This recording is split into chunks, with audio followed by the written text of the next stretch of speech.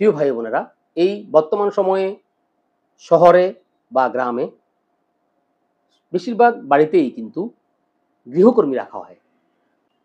কোনো কোনো বাড়িওয়ালা গৃহকর্মীকে মারপিট করা, নির্যাতন করে, ঠিকমতো টাকা দেয় না, এই ধরনের অভিযোগ পাওয়া যায়। আবার অনেক সময় দেখা যায় গৃহকর্মীও বাড়ির মালিককে না বলে চলে যায়, অনেক সময় চুরি করে মালামাল নিয়ে পালিয়ে যায়। এই ধরনের সমস্যা কিন্তু আমরা অনেক সময় ফেস করি। আজকে এই গৃহকর্মীর বিষয়ে আইন কি বলে? গৃহকর্মীদের জন্য সরকার কিন্তু একটা নীতিমালা করেছে, একটি আইন করেছে। সেটি হলো গৃহকর্মী সুরক্ষা ও কল্যাণ নীতিমালা 2015। এই আইনে কিন্তু গৃহকর্মীদের যাবতীয় সুযোগ সুবিধা, অপরাধ শাস্তি সকল কিছু কিন্তু এখানে বর্ণনা করা আছে। তো এখন সেখানে গৃহকর্মীদের কিন্তু একটা বয়সের কথাও উল্লেখ আছে। আপনি গৃহকর্মী রাখতে হবে 18 বছরের, যাদের বেশি বয়স তাদেরকে রাখতে পারবেন, কিন্তু এর চেয়ে কম যদি রাখেন, যেমন কিশোর কিশোর কত বয়স, কতটুক 14 বছর পূর্ণ হলে আর 18 বছর পর্যন্ত এই সময়ের যে ছেলে আছে বা মেয়ে আছে তাদেরকে বলা হয় কিশোর। এই কিশোরদেরকে যদি আপনি গৃহকর্মীর জন্য বাড়িতে রাখেন, তাহলে অবশ্যই কিন্তু এই আইন অনুযায়ী, এই নীতিমালা অনুযায়ী তাদেরকে রাখতে গেলে কি করবেন? তার গার্ডিয়ানকে জানিয়ে তার সাথে মতামত নিয়ে রাখবেন। এছাড়া প্রত্যেক যারা গৃহকর্মীর কাজ করে, প্রতি এই মাসে কাজ করলে আগামী মাসের 7 তারিখের মধ্যে তার কিন্তু যে বেতন আছে এই বেতনটা পরিশোধ করতে হবে।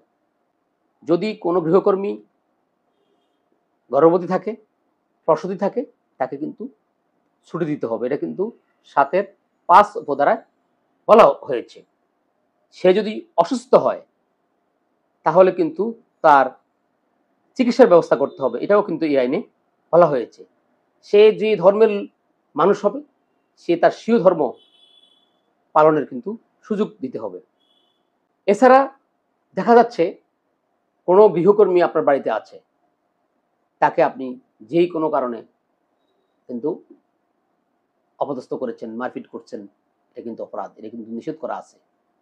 এই আইনের 7-এর 10 উপধারায় কিন্তু বলা আছে, যদি আপনি নিজে, আপনার পরিবারের কেউ অথবা আপনার বাড়িতে আগত কোনো অতিথি যদি এই নারীকে কোনো রকমের মারপিট করা, শারীরিক আঘাত, মানসিক আঘাত অথবা যৌন নির্যাতন, যৌন হয়রানি এই ধরনের করে, তাহলে কিন্তু এই 7-এর 10 উপধারা মোতাবেক প্রচলিত যে আইনগুলো আছে সেই আইনে কিন্তু আইনগত পদক্ষেপ নেওয়া যাবে। আইনগত পদক্ষেপ কি? যদি কোনো নারীকে শ্লীলতাহানি, যৌন হয়রানি এগুলি করা হয়, তাহলে নারী ও শিশু নির্যাতন দমন আইন 2010 ধারায় কিন্তু এইটা আছে, শাস্তির ব্যবস্থা রয়েছে। যদি ওখানে হয়, এই অপরাধ করলে কিন্তু এই আইনে শাস্তি হতে পারে।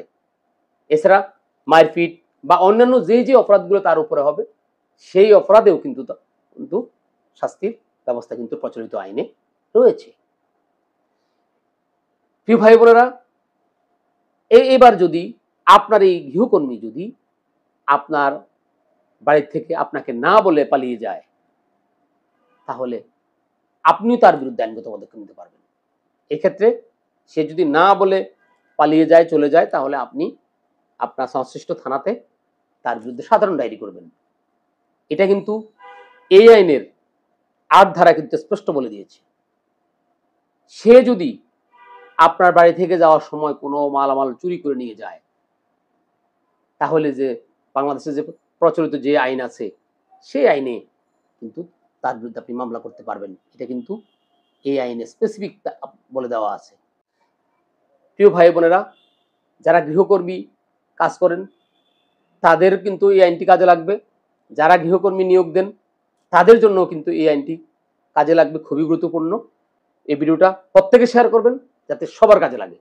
সবাই ভালো থাকবেন। আসসালামু আলাইকুম।